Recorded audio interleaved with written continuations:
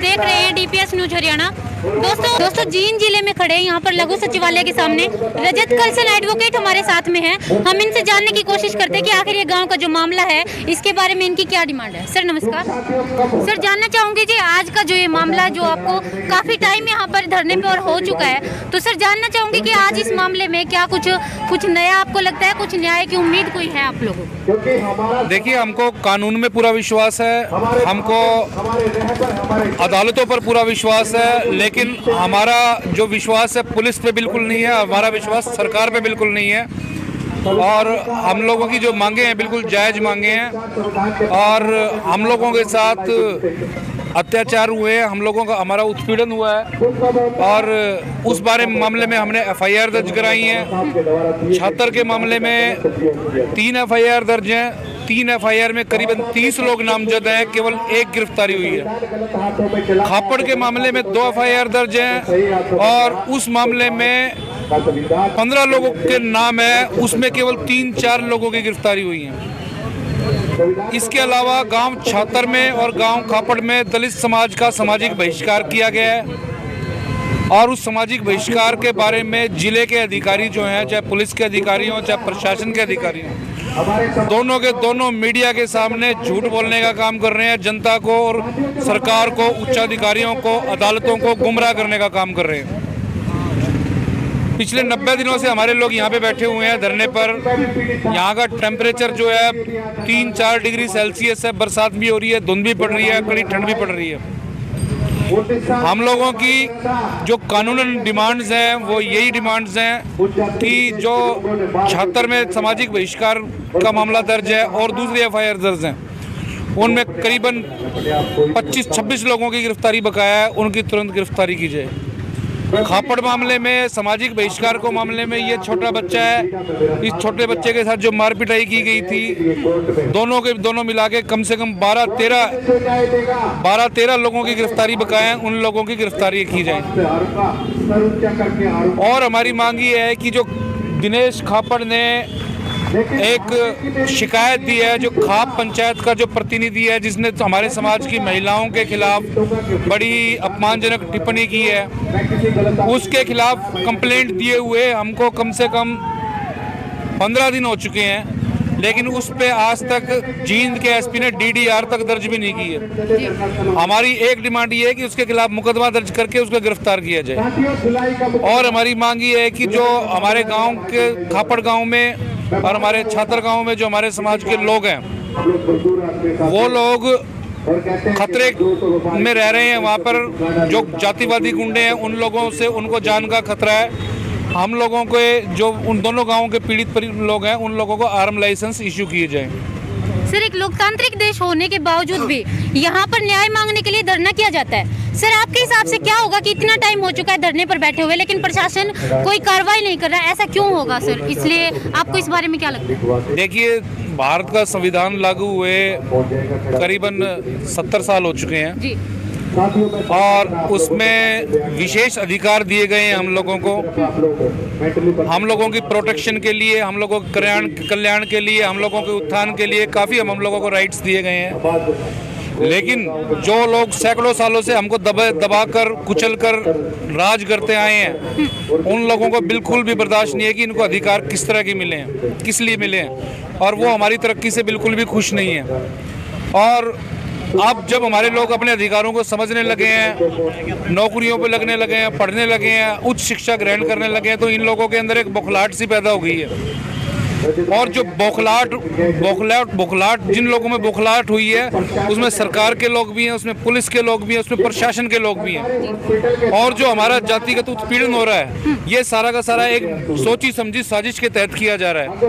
सरकार भी शामिल है और पुलिस भी शामिल है, जानबूझकर, ताकि ये लोग जिस पोजीशन में 100 साल पहले थे उसी पोजीशन में अभी भी रहने चाहिए। अगर इन लोगों ने पहले तो इन्होंने एफआईआर दर्ज नहीं की, लेकिन हमने लड़ झगड़ के एफआईआर दर्ज कराई, अब अरेस्ट हम लोगों ने करा दी। अगर अरेस्ट होती है तो इसमें दूर तक बड़ा लंबा संदेश जाएगा कि दलितों के खिलाफ उत्पीड़न करने वालों की जगह जेल में है।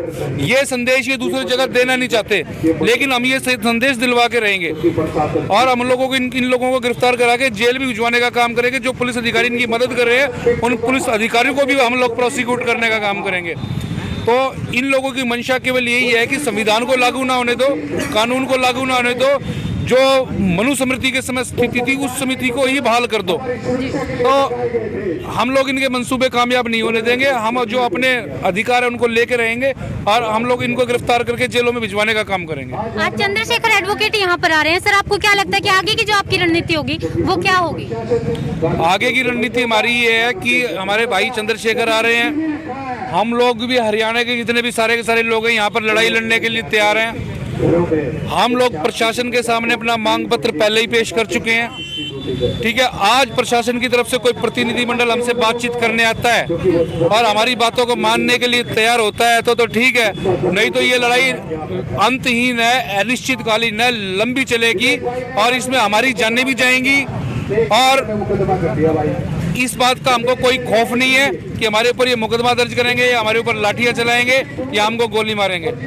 अगर हमारी जान जाने से हमारी पीढ़ियां सुरक्षित होती है तो हम इस चीज के लिए सहर्ष तैयार हैं। एडवोकेट चंद्रशेखर जी यहाँ पर कितने समय में पहुँच सकते हैं सर? चंद्रशेखर जी रास्ते में हैं और जल्दी पहुंचेंगे। ठीक है, तो यहाँ पर आप लोगों ने सुना होगा कि 90 दिन यहाँ पर हो चुके। रजत कलसन एडवोकेट ने अभी सारी बातें बताई कि 90 दिन यहाँ पर इन लोगों को धरने पर बैठे हो गए। दोस्तों, ये एक सोचने की बात है, एक लोकतांत्रिक देश में और न्याय मांगने के लिए धरना दिया जाता है, उसके बावजूद भी न्याय मिले तो मिले, बाकी प्रशासन सिर्फ अपनी मनमानी करता है। अब यहाँ पर एडवोकेट चंद्रशेखर यहाँ पहुँचने वाले हैं। अब उनके आने के बाद की जो रणनीति होगी वो भी आप लोगों ने सुनी होगी। देखना ये होगा कि ये आंदोलन जो बताया गया है किस तरीके से आगे चलने वाला है और इसमें क्या आगे नया मोड़ निकलने वाला है। देखने का सवाल ये होगा कि जो तुम्हारा एजेंडा है, दलित विरोधी तुम्हारा जो एजेंडा है, उसकी कीमत तुमको चुकानी पड़ेगी। और हम लोगों की जो डिमांड्स हैं, हम लोगों की जो मांगे हैं, हम लोगों के जो मुकदमे हैं उनमें गिरफ्तारी बकाए हैं, अभी भी तुम्हारे पास समय है, वो सारी की सारी गिरफ्तारियां कर दो, उस धनखड़ के खिलाफ मुकदमा दर्ज कर दो। नहीं तो जो जींद जिले का लॉ एंड ऑर्डर है, अगर वो बिगड़ता है तो जिम्मेदारी यहाँ के एसपीडीसी की होगी।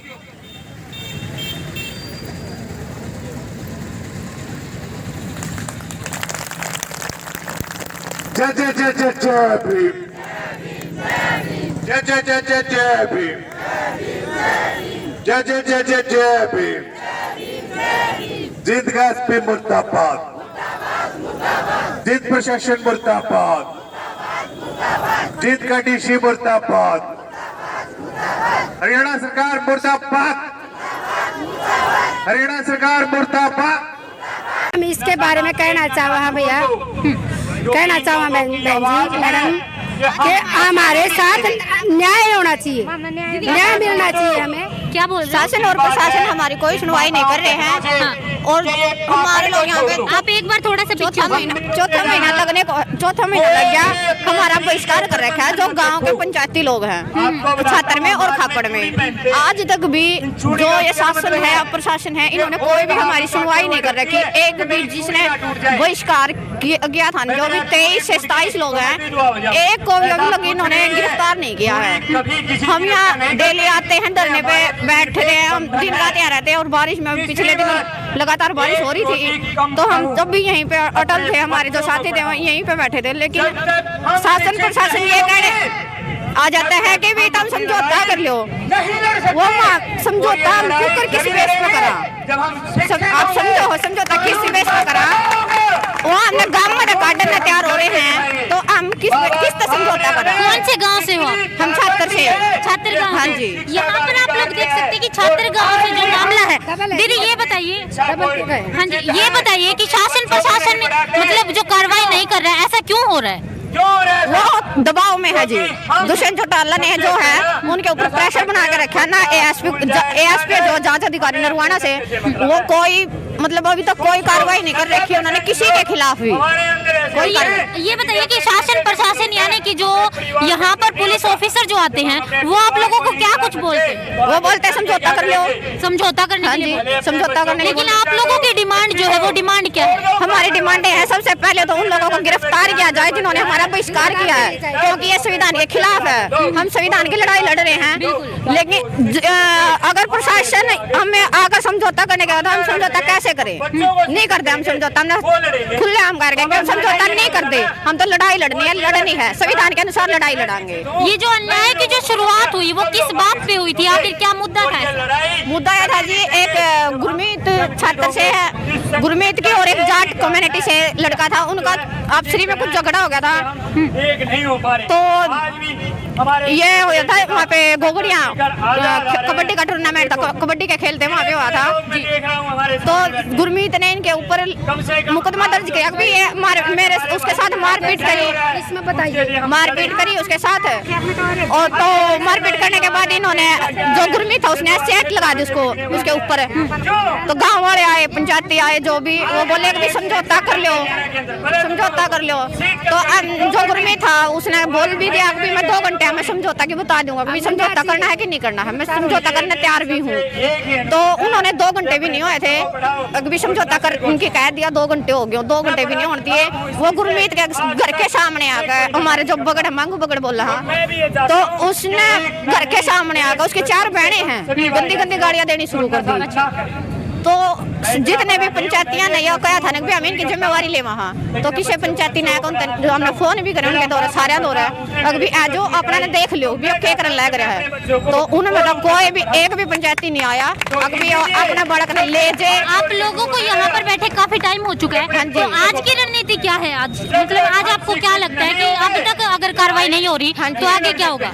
प्रशासन को कार्रवाई करनी पड़ेगी। आज हम यहाँ पर एकत्रित हुए हैं, इसलिए हुए हैं कि आज जो भी हमारे साथ न्याय होना चाहिए, इस प्रशासन को हम यही कहना चाहते हैं कि आज हमारे साथ न्याय करें। हम न्याय, जब तक न्याय नहीं होगा उठने वाले नहीं। आगे वाले आने वाले हर एक अपडेट आपको देते रहेंगे। बने रहिए DPS न्यूज़ हरियाणा के साथ। धन्यवाद।